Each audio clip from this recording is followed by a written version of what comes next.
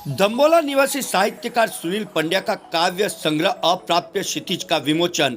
साहित्य लोक रंजन ही नहीं, लोक कल्याण का माध्यम है। पंड्या स्थानीय होटल लेक व्यू के सेमिनार हॉल में सुनील पंड्या की पुस्तक अप्राप्य क्षितिज का समारोह पूर्वक विमोचन किया गया। इस कार्यक्रम में मुख्य अतिथि पद से प्रोफेसर कुंदन माली ने कहा कि राजस्थान के वागड़ क्षेत्र में साहित्य की अपार संभावना है व रचनाकार को प्रशंसा से बचकर अपने कर्म पथ पर गति करते रहना चाहिए। वरिष्ठ साहित्यकार जयप्रकाश ज्योतिपुंज ने कहा, मानवीय संवेदना का कच्चा चिट्ठा है पुस्तक अप्राप्य क्षितिज, जिसमें सहज भाषा में प्रत्येक कविता को उकेरा गया है। साहित्यकार उपेंद्र अणु ने कहा कि अपने अपने अचल या माटी की खुशबू को व्यक्त करने का प्रयास करना चाहिए। लेखक की सृजनशीलता को आगे बढ़ने के लिए प्रेरित करते हुए कहा कि अप्राप्य क्षितिज साहित्य का प्रारंभ है। दिनेश पंचाल ने कहा कि मनुष्य क्षितिज प्राप्त करना चाहता है पर प्राप्त नहीं कर सकता है। क्षितिज सदैव अभासी मृग मरीचिका की तरह होता है। लेखक ने संवेदना के सभी स्तरों को स्पर्श करते हुए इस काव्य संग्रह के प्रकाशन को वागड़ का गौरव बताया। प्रोफेसर उपेंद्र सिंह ने पुस्तक की समीक्षा की तथा विस्तृत विवेचन करते हुए कहा कि ग्रामीण परिवेश से शब्द और बिंब अपनी कविताओं में उतारे हैं। सामाजिक सरोकारों से जुड़कर कविता लिखना आज की आवश्यकता है, जो कि काव्य संग्रह अप्राप्य क्षितिज में है।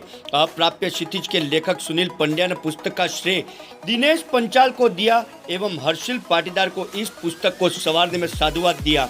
कार्यक्रम की अध्यक्षता जिला शिक्षा अधिकारी डूंगरपुर सुश्री इंदिरा लट्ठा ने की। साथ ही साहित्यकार और अतिरिक्त जिला शिक्षा अधिकारी प्रकाश पंड्या ने शिक्षा जगत से जुड़े लोगों को साहित्य से तारतम्यता बनाते हुए समाज निर्माण पर बल दिया। श्रीमती अंजलि राकेश पंड्या द्वारा मंचासीन अतिथियों का काव्यात्मक स्वागत किया गया। विपिन वत्सल शर्मा ने सरस्वती वंदना प्रस्तुत की। डॉक्टर मंजू चतुर्वेदी का उद्बोधन उनकी अनुपस्थिति में डॉक्टर कविता व्यास ने किया। मंच का संचालन विपुल विद्रोही ने किया और आभार दिनेश पंड्या ने किया। आयोजक रमेश चंद्र पंड्या के परिवार ने सभी आगंतुकों का स्वागत किया।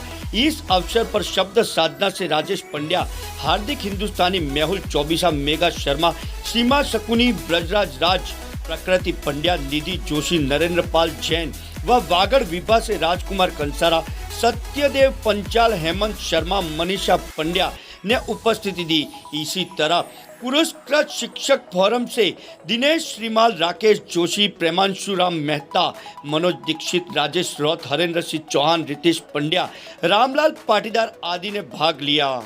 पाटीदार ने पुस्तक लिखने से पहले छानने की तरह छानने का काम किया है। मैंने उनको पूरा अधिकार दिया था, आप जितने गोले मार सको उतने गोले मार देना। मैं आपका शिष्य की तरह हूँ, आप शिष्य की तरह इसको लेना। छोटे हैं और मेरी पुस्तक के अंदर बहुत बड़ा हाथ भाषण से पाटीदार का है। तो ये महानुभाव ने अप्राप्य क्षितिज को एक नई दिशा प्रदान की। खड़े रास्तों तक अंतर्मन की छुमन से कई बार स्पर्श किया है तो आज भी नदी के किलों की तरह निष्प्रह होकर बहती है। सटाक से देव को स्पर्श कर किनारों पर एक झाग की तरह मौजूद हो जाती है। मेरे मनमानी शो में उन्हें सजो कर रखा है एक अधूरा की तरह, ताकि संवेदना जीवन बने रहे। कोई अप्राप्य क्षितिज का अगर सार रहो तो इस लेखन में है कि संवेदना जीता रहे, संवेदना जीवन बनी रहे। यही संवेदना एक लेखक मन को कविता लिखने के लिए प्रेरित करती है। अंतर्मन की सीमा ही गलियों में अव्यक्त विलापों से जीवन के अंशुल के श्वसन सी बढ़कर रह गई है।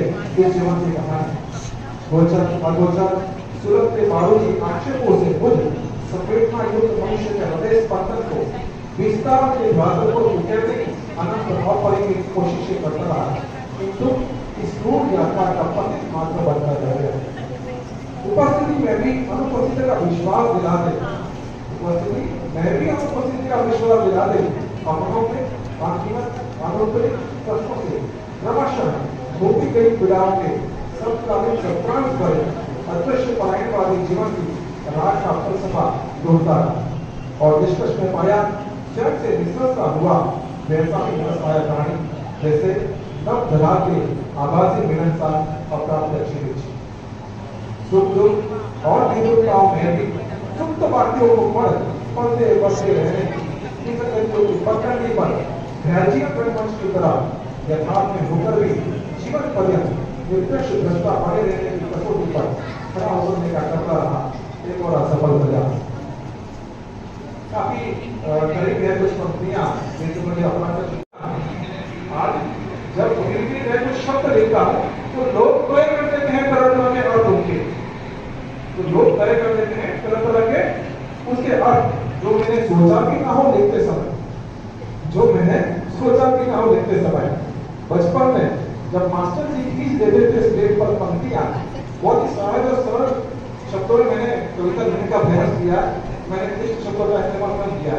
बचपन में जब मास्टर जी खींच देते थे स्लेट पर पंक्तियां और कहते थे सुलेख लिखो, आशा व्यक्त करते थे और बोली भी लगा देते थे, क्या करते थे वहां पर सुलेख लिखो, तब ये मालूम नहीं था, तब ये मालूम नहीं था कि सुंदरता शब्दों की बनावट में नहीं होती, उनके अर्थों में होती है।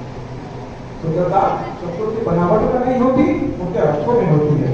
मैंने हमेशा किसान की फटी हुई दिवालियों से सीखा है कि मोह के दिवाले सुंदर नहीं सार्थक होते हैं।